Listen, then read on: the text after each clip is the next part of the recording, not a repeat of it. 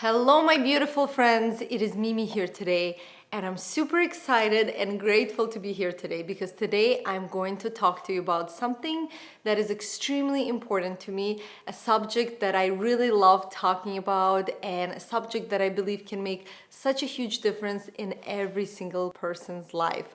And what I'm talking about is the subject of being present in your life and how to be more present in your life in general, in day to day, at your work, in your relationships with yourself, most importantly, and how being present in your life can make you happier, healthier, more peaceful person, can help you be more creative, more productive in your life. It can have so many benefits in your life to be more present. So if you feel like you're somebody that struggles with being present in your life because you feel distracted by your mind or technology or all the stimulation that exists in present modern lives, then this video is definitely going to be for you. I will share with you all my tips and tricks that I personally use to stay in the present moment, and again, all the benefits that come with it. So let's get started. So the idea to make this video came to me probably almost a year ago. I was having a conversation with a friend about the same topic. She said that she was struggling with being present. I believe it's a struggle that many of us share right now, including myself sometimes. It's because of all the stimulation that we have and just in general, very fast-paced lifestyle that most of us live, especially if you live in a bigger city like New York, London, Paris, and all the other cities really. There's just so much happening. You're in traffic, there's all these phones, television screens everywhere we go. So much stimulation, so many messages. And it's really, really difficult, even if you try, to just stay present in the moment. I don't blame anybody from struggling with this. I know where my personal struggle sometimes comes from being present. I'm just very aware about it, and I believe being aware about it helps me be more mindful, and being more mindful about it helps me eliminate that issue in my personal life. So when I had this conversation with my friend, we just discussed all these things that she can start doing about her issue of not being able to be present, for example, when she's having dinner with friends or if she's having a meeting with her coworkers, all these things that she can start using practically day to day to be more present and more mindful and to be more in the moment. And then I thought, wow, this would be a really great idea to share with you guys, because if she struggles with it and if I struggle with it, I'm sure there's hundreds of millions of people out there who struggle with the same thing. I personally believe this issue of being present in the moment is something that is more recent in the last 100 years or less, because I believe people in the past, even though they might have struggled to some degree to be present in the moment, they didn't struggle to the same degree as we do now, because right now we just have so much technology out there, and that's just serves as a big distraction.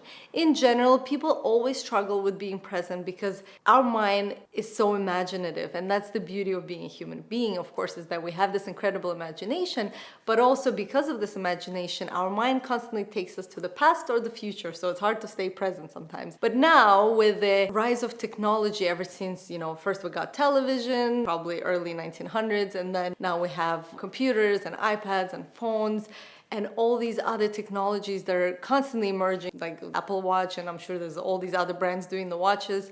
So there's just so much stimulation that constantly distracts you from what you're doing. So if you're eating, if you're walking on the street, you may be listening to music or watching a video. You're not really doing one thing, and that really also what makes it harder to be present in the moment. So I'm going to discuss some things that you can do starting today, some things that every single person can do to be more present and be more mindful in your everyday life. Number one is to start single tasking. We live in a culture that glorifies multitasking, and I used to love multitasking myself, don't get me wrong, especially as women. I believe we're really good at multitasking. Men, not so much, but they still do it. I realized that when I multitask, I'm not really present at one task or the other. For example, I would be cooking and talking on FaceTime with my dad, or I'm walking somewhere listening to something. Could even be music, it doesn't have to be anything. So it could be walking somewhere listening to audiobook, or it could be having dinner with somebody and texting someone at the same time, or trying to check Facebook or Instagram while I'm with somebody. So all these things is like trying to do 2 or 3 things at the same time. And when we do that, we're not really present with one or the other. Or like, let's say you're in school, you're in class, and you're checking Facebook or answering an email or sending a message. It's like you're not really there, you're not really here. And every single person probably watching this video will catch themselves at some point doing these things, if not catching themselves doing this all the time, all day long. So I personally now make the choice whenever I catch myself doing multitasking is to just single task, especially when I feel like I need to be more present. For example, if I had a hectic day already where there was so much happening and I just feel like I need to be more present, then if I'm cooking, I will not listen to any book. I'll just be present with cooking. And the beauty and the gift of being present, and that's the reason of this whole video, why, even being present is important.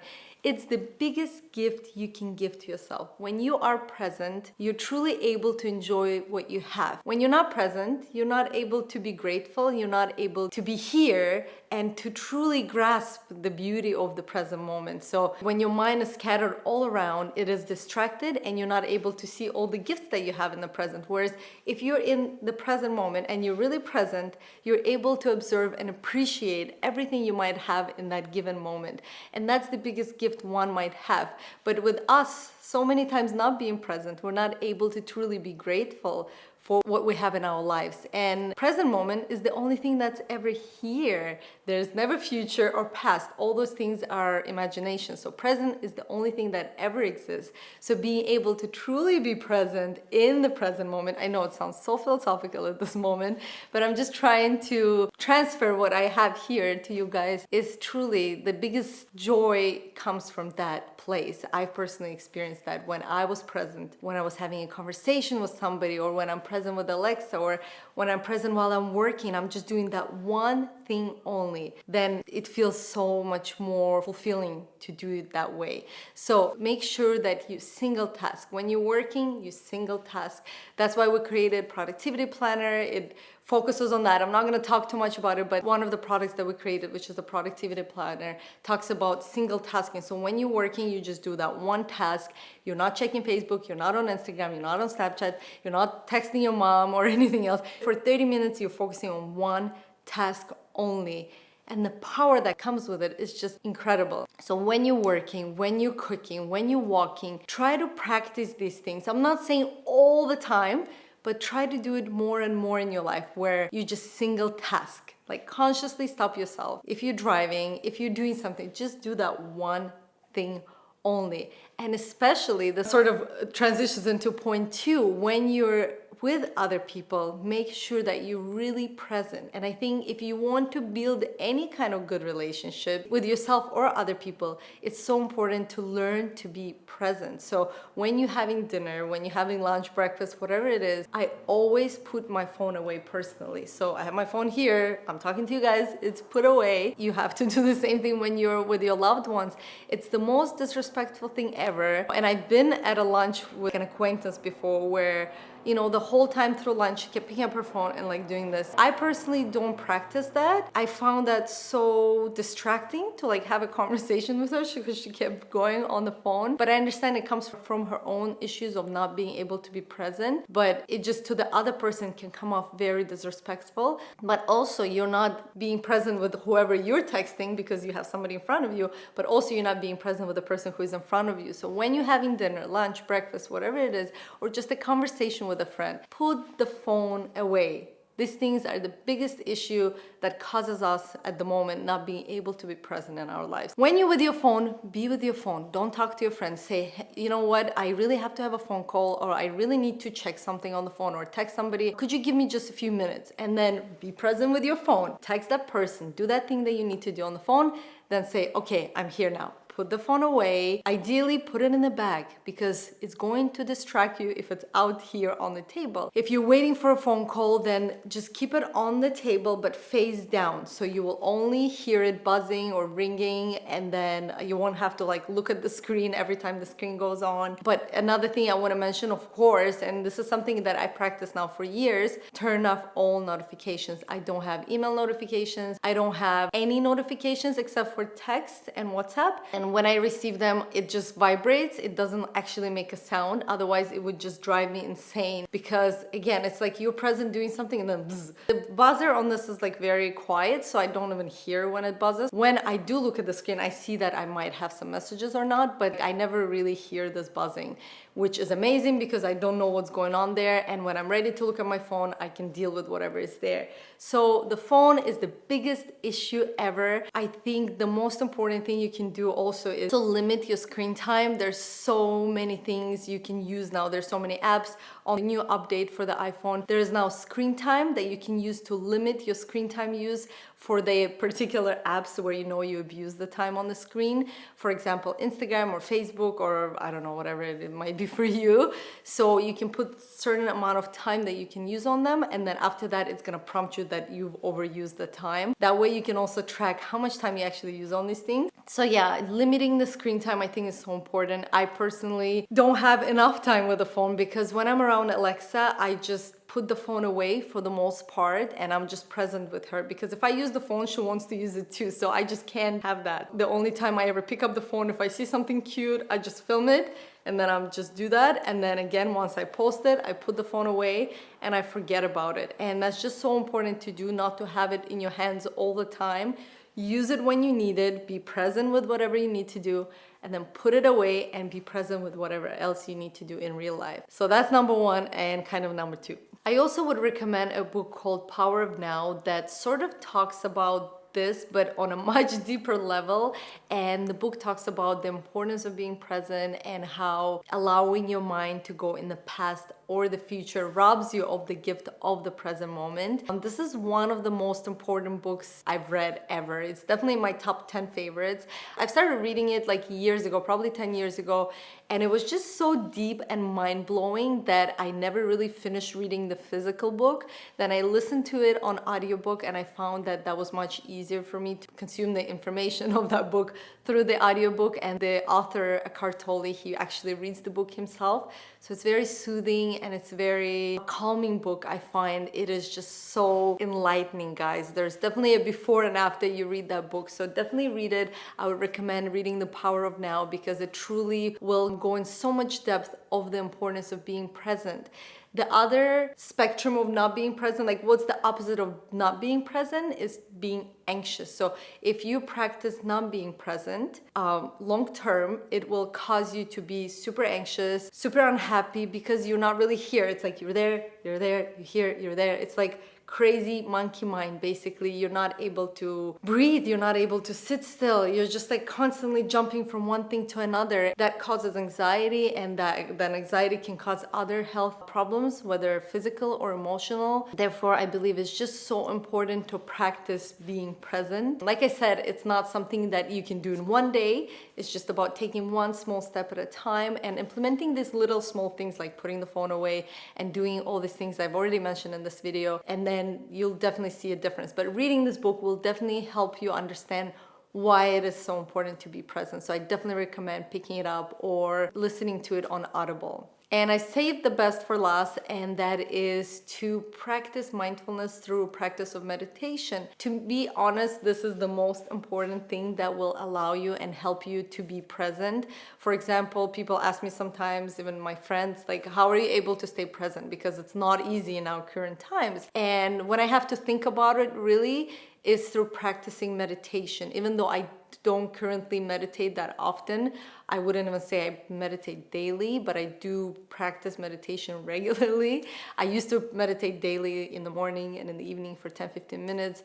I struggle with it now because it's just my schedule is all over the place, because my priority is Alexa, then work and all these things. But it is all excuses. So I'm going back to the place where I also want to make more time for meditation, because when I don't meditate for a long period of time, I feel the consequences of that. So when you meditate, and why it's so important to meditate, is that you, through meditation, you practice just sitting still and being present with yourself. And if you're able to be present with yourself, then you will be able to be present with others. You can't be present with others if you're not able to, first and foremost, be present with your own self. And you can practice meditation through so many different techniques. There are so many different apps that you can use. There's Calm. I have to say we're investors in Calm with Alex. So just a disclaimer there, but I personally love that app so much. There's Headspace. Those are more guided meditations for people who have no previous experience in meditations. I personally practice Vipassana meditation. I have gone on like a 10-day silent meditation retreat years ago. That's where I learned how to meditate. And I just practice breathing meditation. It's literally very, very simple. You just sit with your breath. Even though it's simple, it's not easy. So it's almost like an internal exercise of doing, let's say, internal push-ups. Anytime your mind wanders off, you bring it back. It wanders off, you bring it back, it wanders off. And my mind especially, I have a very creative, imaginative mind. It keeps wandering off every millisecond. Not even every second. Every millisecond. It's like, woo, so many ideas. So I'm sitting here and practicing this workout of being present, being in the moment and being present. That's when people say, oh, meditations are so relaxing and just like invigorating. Meditation there's different experiences of meditation all the time. But in general, meditation is like inner hard work, like inner workout. There's physical workout where you work out through lifting weights or doing some exercises with your body. And there is meditation, which is internal exercise of being present and being mindful in the moment. For most of us, especially those of us who have very active minds, it is not an easy exercise. However, if you practice it daily, even for 1 minute, even for 3 minutes, 5 minutes, 10 minutes, you will see how much calmer you become and how much more present you're able to be. And that will reflect in all of your relationships. When you are talking to somebody, you will catch yourself while you're talking to them and you're listening to whatever they're saying, your mind wanders off. Even right now, you may be listening to me and then your mind wanders off and it's like, oh, I should go grab that tea in the other room, or I should go text that person, or I should go do this or that. So your mind is probably wandering off right now, and then you bring it back and you listen to what I'm saying. I'm sure the same thing happens to you when you're talking to your friend or family member. That's an example of mind wandering off. So through meditation, you teach your mind to stay here, present in the moment. And it's so incredible when you have a conversation and you're able to stay present. Not only the other person feels it, and you're able to have this incredible connection with this other person in your life, whether it's your friend or your partner or your parent or your family member, but also this allows you to go deeper with people in conversations. It allows you to build a much more meaningful relationships and also allows you to learn better in life, whether through talking to people or even if you're in a lecture or if you're at school, wherever you are. Also being present allows you to be more creative. Just being present with life, like observing life as opposed to being distracted constantly. There are just so many gifts that you get from being present. I just could talk about this on and on. I just don't want to make this video super, super long, but I definitely would encourage you guys to start meditating if you want to be more present. Just start with 1 minute a day before you go to sleep. It has to be same time every single day. Don't do different times because you're just gonna fall off the wagon like in the next couple of days. So make sure to commit to the same minute every day. I recommend, like I said, before you go to sleep. Then once you can do a minute, increase it to 2, then increase it to 3, 4, 5, etc. And you will see the benefits in all areas of your life, from relationship to work to personal happiness and joy of the present moment. So that is basically what I wanted to share with you guys today. I believe being present is the biggest gift, like I said, you can give to yourself and others. I truly believe this video has sparked that interest and desire to be more present in your life. I would love to hear whether you personally struggle in your life to be present. And if you do let us know why. Please leave the comments down below. It's going to be so interesting to read the comments under this video because these are the topics that people don't really talk a lot about. And these are my most passionate topics that I personally enjoy talking about. So I'm super excited to read your comments. If you do actually think that you're great at being present, also please do share what allows you on and what has helped you in your personal life to be present in your life. I would love to hear from that as well. And that is all I have for you guys today. Let me know how you enjoyed the sit down talking video. It was very spontaneous. I mean, I put some points down, but I'm sure I could talk even more about this topic. So if you'd like to hear more similar topics on this channel, then definitely let me know as well. I love you guys very, very much. And I'll see you in the next video. Bye!